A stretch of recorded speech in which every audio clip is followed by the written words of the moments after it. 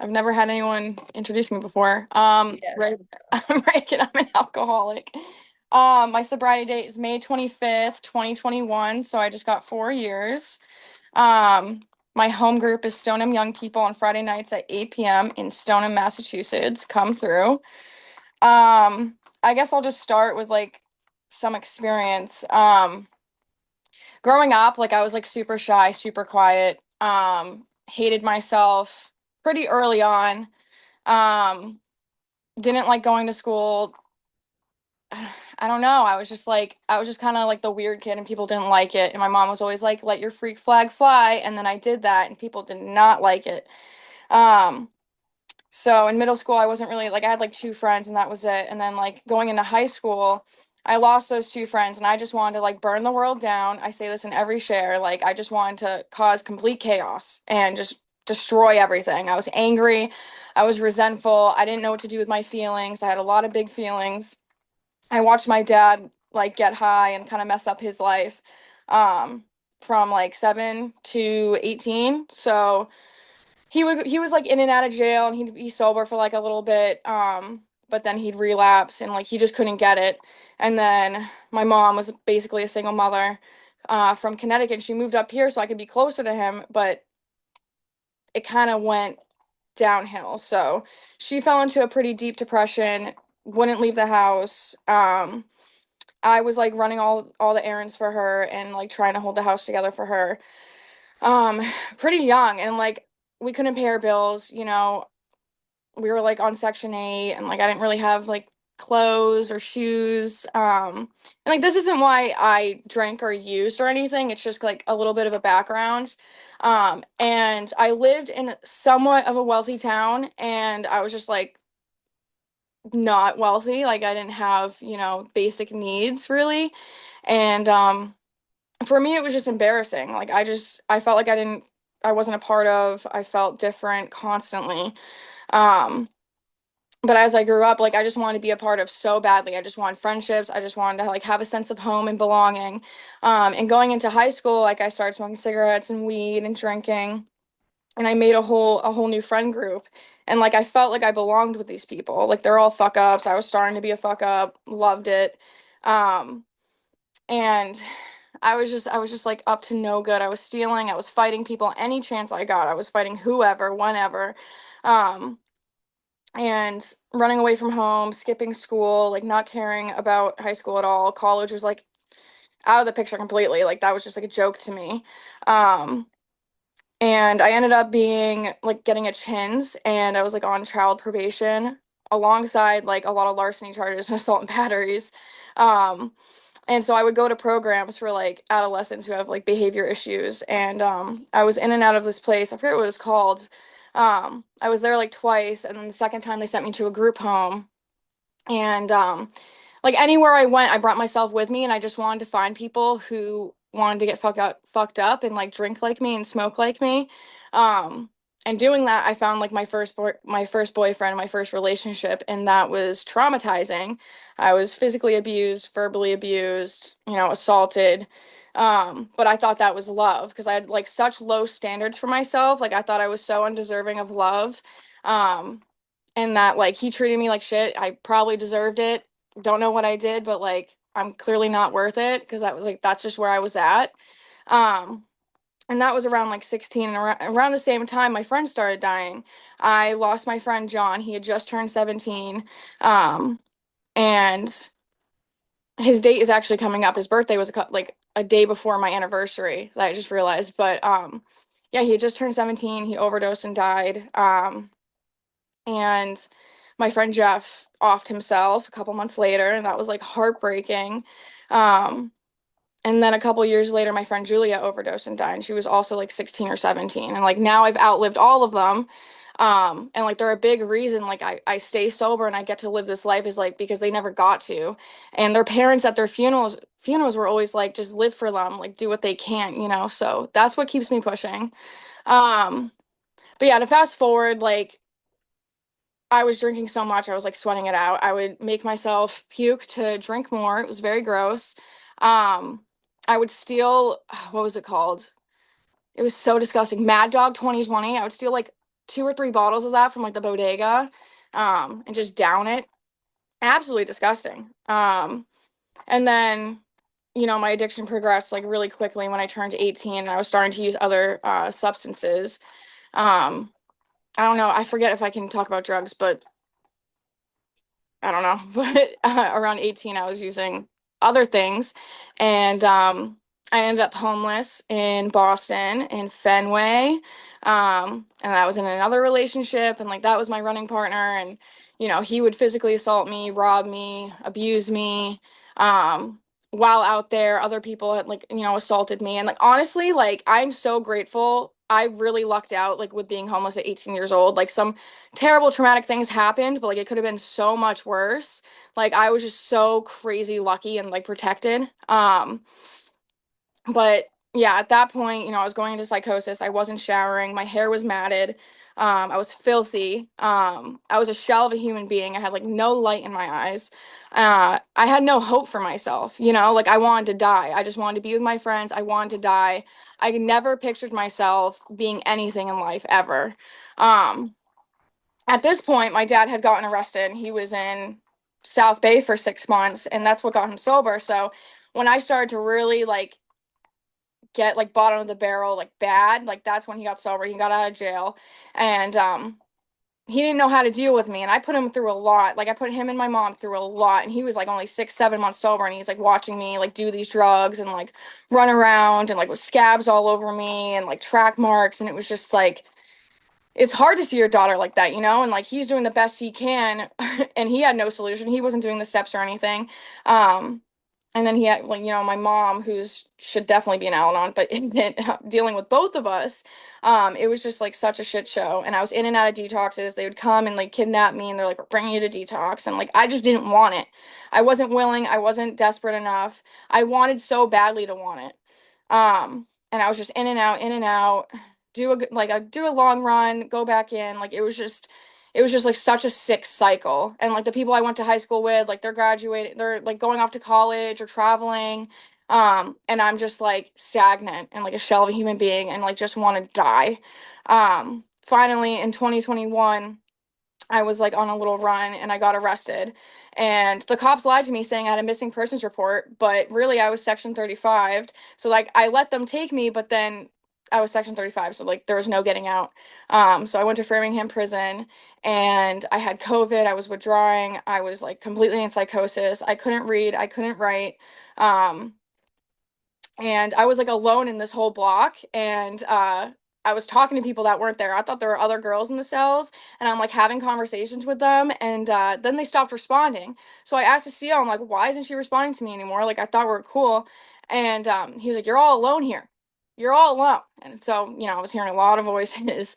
um but like when I was in there only for like 30 days, and um I was convinced. I was like, I'm gonna get out. I'm gonna do the same thing. Like, I got this. Like, I don't want to do AA because like a year before in 2020, I like tried giving it a real shot, and I had like this little community of people in AA, and I felt as though they did me dirty, and so I was very resentful of AA, and I think I had gotten to like 6 and 7 that time, and then like COVID was like crazy and whatever, right? I caught a lot of resentments, and so since I like relapsed and was trying to get sober after that, I was like, I'm gonna apply the AA principles in my life while doing what I want. It didn't work out, but in prison, I was still thinking like, oh, I can apply the principles. I got this. I can just do the same thing I was doing. It's gonna be fine. Um, and there was one day they wanted to keep me for 3 months, and then my dad was like, excuse me, he was like, I'll get you out, but you have to go to a sober house. And I was like, ugh, fine. And I go to that sober house. It was Chelsea House in East Boston. And I just stayed sober out of like spite and hatred. And that's exhausting. I didn't realize how exhausting it was until like I stopped doing that. But I was on probation. No one thought I could do it, it felt like. My parents were very supportive and very hopeful. But besides them, like I hated everyone, and they just like constantly knew me as the person who just like relapsed. So I stayed sober out of spite and hatred. I was also in a relationship, my third relationship going into sobriety. Um, and I think that was like a huge crutch. Like I definitely agree with the suggestion, like no relationships in the first year. I felt like it really held me back from like making new connections and like having a spiritual experience. Um, but like that's just my experience. And I had to deal with him drinking a lot and like he thought I was cheating on him and doubting him. It was just like a whole thing. Nothing against him. It was a really rough first year. Just very rough. I refused to go to meetings. The only meetings I went to, like my dad like dragged me to. Um, but like luckily I found a job bathing dogs and eventually, like after 3 months of bathing dogs, I they sent me to an academy to be a dog groomer, and like that job saved my life. Like I could never hold down a job, but you add animals into the mix, I'm there. I'm there. Like that was like the first time I felt useful and like had purpose, you know? I was not a good dog groomer at first. If you guys want to see pictures, I can show you. They're bad. They're bad, but people still brought me their dogs and like trusted me, you know? Um then like a year in, my dad's like, we're gonna go to Icky Paw. And I'm like, yeah, all right, buddy. You know, like he's constantly like giving me these promises my whole life and like never fulfilled them. And I'm like, yeah, sure, buddy. He got me a room, he got me my plane ticket, and he brought me to Icky Paw, New Orleans. Um, and like he fulfilled that promise and I was like, oh shit, okay, I see you. And I went there and I was miserable. I hated it, dude. I hated it. Everyone was yelling and having a good time and like I was just so miserable.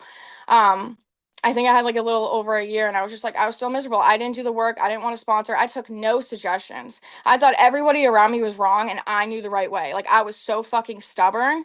um but because, like, thank God my dad brought me to Icky Pop because that's when I reconnected with the people I tried getting sober with in 2020 that I resented and wanted nothing to do with. One of them ended up making an amends to me. And then they're like, you're going to come to Miskey Paw, right? The Massachusetts State Convention of Young People in AA. And I was like, I don't know. We'll see. And then my friend Kim was like, yeah, we're going to go. And I was like, fine. And I went to that convention. I didn't go to any of the main meetings. I went to one panel that I spoke on. I told everybody I wanted to off myself. And a lot of people remembered me as that girl for a long time after that. And everyone would always ask me, "Are you okay? Like, are you okay now?" It was a little embarrassing, but I was just saying where I was at, you know. The one thing I did do at that convention was a hugs workshop, and I went into it completely blind. I was like making jokes about it, and I just ended up sobbing for like an hour and a half next to like one of my good friends who's also sobbing, and it was just like this experience. I'm getting chills talking about it, but it was like the one time I let myself be like open to love, to like receiving love, you know, like I let my wall down a little bit. And it was just such a beautiful experience. And like because of that, I was like, how do I get involved in next year? Like what do I do to get involved in next year? So I ended up becoming the outreach chair for the following host year. And like that got me so out of my shell. I was going to all these different meetings all over the place, like making these announcements, and like it made me start to like have connections with people. Like I did not like talking to people. I wanted nothing to do with anyone, you know. But like that position definitely pushed me out of my shell. And I ended up bidding for Miss Paw to be in Boston, and then the following year as the chair for Miss Paw host. And meanwhile, I got a sponsor. I was doing the work. She ended up abandoning me and going to Puerto Rico and relapsing. So then I was sponsorless for like 6 months. Um, and I thought I could do it on my own again. I thought I was fine. You know, I bounced around with a couple different sponsors, and I ended up making like one of my friends my sponsor. And still it just like wasn't hitting. I didn't feel like the solution or like the spiritual psychic change at all. Um, but I still did it. I just thugged it out and I just did the work. And I hosted Miskey Paw this past August, and like that was wonderful. Um, like it was so good. I being on that committee, like I was not well. I was not well. And chairing and having no opinion, not fun, dude. Um, but I did it, you know, and over the past winter, I broke up with that sponsor and I made someone else my sponsor. And now like I started making amends. I made amends to both my parents, my like childhood best friends, and a bunch of other people like in AA, and I'm still actively making amends. But I think it was like so beautiful to make amends to my parents. And like I always got confused when people were like, oh, amend step 9 is where the promises come in. And I'm like, bitch, how? You know, like I didn't get that. But like now, like a couple weeks ago, I remember I was like just driving to work. I'm like, holy shit, like I really do feel like the promises in my life. Like I was never willing to make amends to my mom. I wasn't willing to have a relationship with her. Like the thought of it exhausted me actually. But I was willing, I finally was like willing to make that amends to her. And now like I get to see her once a week and like help her with her art stuff and like help her clean her house, you know? And like my dad, he's also in the program, so he didn't ask much of me, but I also live with him too. But um yeah, it's just really beautiful to be like able to make amends to them. And like it wasn't even like I didn't have a paragraph, you know. I prayed and I just asked God to guide my words, and really I just started sobbing, just sobbing immediately. Um and it's been really beautiful. And I have like a whole friend group. Like I have so many friends that just love and adore me and like show up for me. My dad, like I remember early on he was like, get your tribe. And I shared about this in a meeting with my friends, and like they're like, oh, we're the tribe, like am I a part of your tribe, and just like joking about it. But like I actually like, have people that love me. I remember my mom's kind of like, she collects things a little too much, so I was going over to her house once a week to help her clean out her apartment, and I just couldn't do it on my own. I couldn't, and I asked a couple of friends to just come over and help me, you know, clean with her, and like they showed up. And it's like, who wants to do that? You know, who wants to show up on a Sunday to like clean out an apartment? No one wants to do that. But because they love me, like they did that for me. And, like that's what A's given me. Um, there's so many things that A's given me. Like I'm getting my first apartment September 1st. I'm going back to school, which is terrifying. I'm not like a big school person, but I think we're gonna find out. Um, you know, I'm dog sitting my friend's dog Nick's, and like that's because of the program. Um, I sponsor like my best friend and like another friend I used to get high with. I'm sponsoring both of them. Um, but like I'm just a human being, you know, like I have my faults. Like I do have my faults, but I'm just like it's an active work in progress. Congratulations to everybody with their day count and their celebrations. I think that's like my favorite part of this meeting is just like seeing the chat blow up with everybody's day counts. Like what a beautiful fucking thing. Um, because I just remember like being like 1 month, 2 month, 3 months, and I just like it was awful. Um, but also in sobriety, like it's not just good stuff, like definitely life on life's terms, right? Like my last job, my last dog salon, they closed almost a year ago. And like that was heartbreaking for me. Like I loved it there. I loved the team there. I loved the dogs. But they had to close, and like a lot of those dogs followed me because they like me for some reason. The parents, maybe the dogs too. I hope the dogs like me. I don't know. But I got to keep a lot of the clients, and like I do my own like in-home grooming on the side, and I work at two different salons. You know, I had like my first heartbreak in sobriety, and I was able to just like show up for myself and like grieve and like feel those emotions. Um, Maybe I was a little petty, maybe, you know, we're not perfect. I could have been a little toxic in some areas, I'll admit it, but compared to like previous relationships like using, like I think I'm proud of myself. I'm very proud of myself. All right. We're not perfect. We're not saints, you know. But I was able to like process those emotions, and I'm still processing them, and I'm just like showing up for myself. You know, like it's okay to feel heartbreak. It's okay to feel pain. It's okay to not be happy all the time. But I'm free, you know, like I feel like actual freedom today. And it's just like such a beautiful thing. Like I have so many things to be grateful for. Um, so I hope you got something out of that, guys. I don't know, but if I didn't give you anything, hopefully someone else does. That's all I got. Thank you.